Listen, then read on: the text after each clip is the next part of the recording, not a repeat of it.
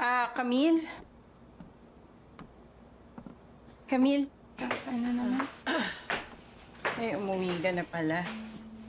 Natural, bahay ko to eh. Gago! Ano yan? Manto. Itatapon ko sana kaso hindi naman sa akin to eh. Ikaw ba namili nito? Ba't to eh? Camilo, pakilabahan naman. Isunod mo na lang sa... Teka. Ano palagi mo kay Camille utusan mo? Ikaw maglaban yan. Eh, paano ko naman lalabahan yan? Tess, buntis ako.